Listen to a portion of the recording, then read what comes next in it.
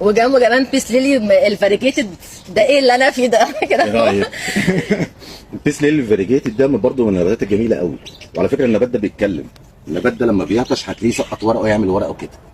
انا عندي الخضره بتاعتها، ما عنديش الفاريكيتد. اي خدمه. بس يعني شايفه طبعا التانية ورقها اكبر من كده وزهرتها اكبر من كده. في انواع من البيس ليلي. في البيس ليلي اللي هو الورقه العريضه. ثانيه واحده اجيبها لك.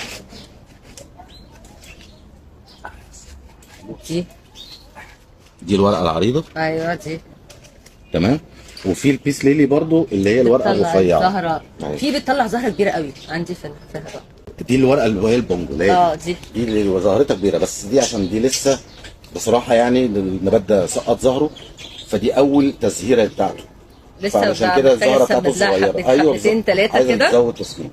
ساعات بتبقى جايه من مشتل الام، يعني حياتها صعبه قوي، فعبال ما يجي المشتل يظبط